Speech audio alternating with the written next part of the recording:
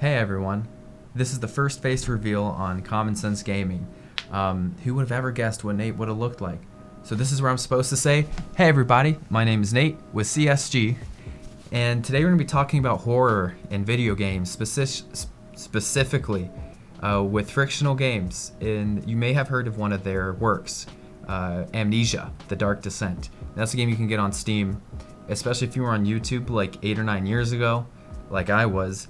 God, that game was massive. This is like one of the most popular trends on YouTube, was to play Amnesia. And led by our own very PewDiePie, Felix Schellberg, he kind of pioneered this massive horror movement that was a big fad on YouTube for a while. Now, specifically Frictional Games, I want to talk about them as a company. They make, like, in my opinion, they make like the best games ever. And I guess you would consider them like an indie studio. I really don't know what indie even means.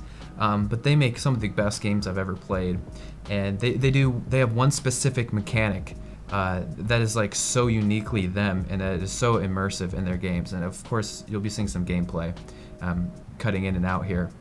So Frictional Games is responsible for Amnesia: The Dark Descent. They do the Penumbra games, and they do their later release is called Soma. I think it's a few years old by now, and we're expecting them to reveal or announce a new game in the short future. So, Frictional Games has one of the first games I ever played on PC. I was in my early teens. I may have even been like 12.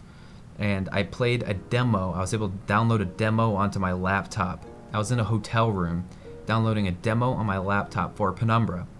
And I thought I felt like such a grown-up. I felt like an old kid trying to play like a spooky game. And these are actually really creepy games. And I remember playing that, and I thought it was the coolest thing ever to me, how you interacted with these game worlds.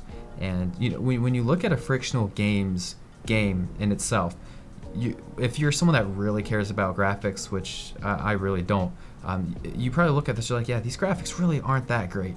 You know, they're a little subpar for new releases. Like when Soma came out, you'd probably look at the graphics and be like, yeah, this isn't exactly cutting edge, which is fair. And same with the rest of their games. But even though I still think they're beautiful looking games, and you feel like you're not exactly getting the highest FPS. There's nothing inherently amazing about these games on paper. It's something you really have to sit down with. And to me, it is like the best video game experience I may have had in my entire life playing through these.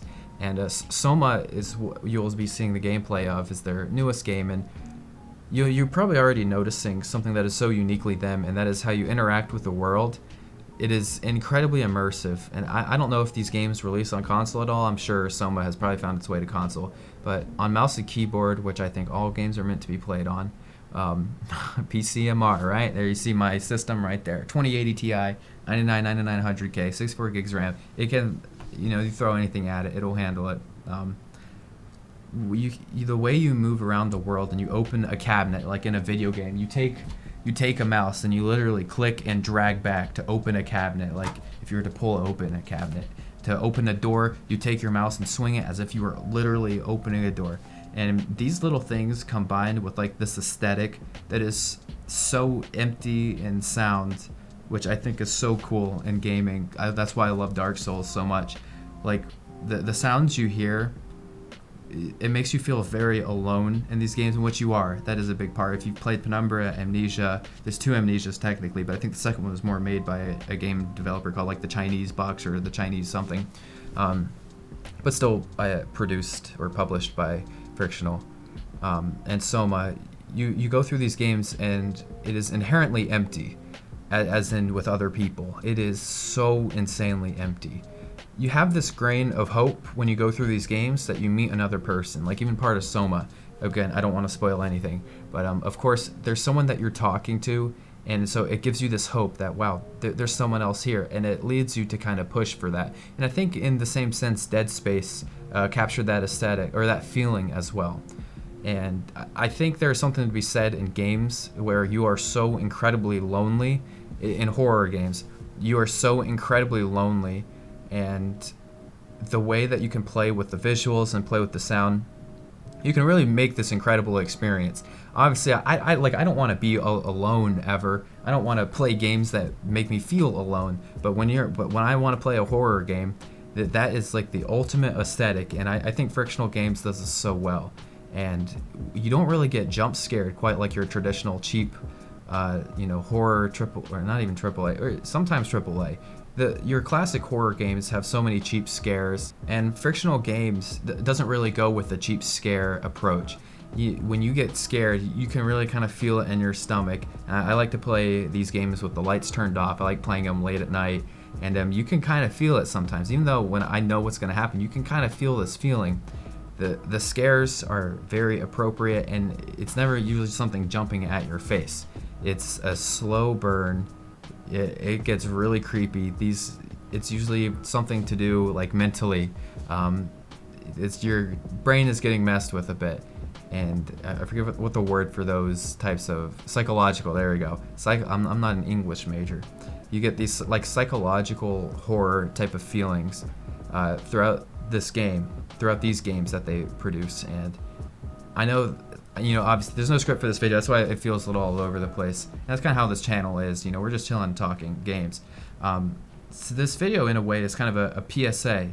If you have never played a Frictional Games experience, this is not sponsored, I think you absolutely should. And I think Soma is a great start if you never picked up that game and played through it. But again, Penumbra, specifically Black Plague on Steam, as well as the Amnesia Dark Descent, are some of the best games I've ever played in my life. And I played them especially when I was really young, which really creeps me out. I did not do well with horror stuff. That's why I was able to watch horror movies at a young age, because I played the games and I found the games about 30 times scarier than horror movies. I think kind of horror movies are kind of a joke in my opinion. Not really seen one that's screwed with me, but some of the games can really screw with you because you're in it. You're the one that has to hit the W key to keep pushing forward when you know there might be something out there. And the world building in these games is incredible. The writing is so unique and sci-fi. Especially in Soma, it just screams sci-fi, and it is so cool. And then even if you like steampunk, Amnesia: A Machine for Pigs is the second game, and it just has this great dark steampunk feel to it. And it has got to be some of the, and it sounds like I'm fanboying here because I am. It is some of the best experiences I've ever had in video games, and I just started playing through Soma again recently, and that's why I want to make this video.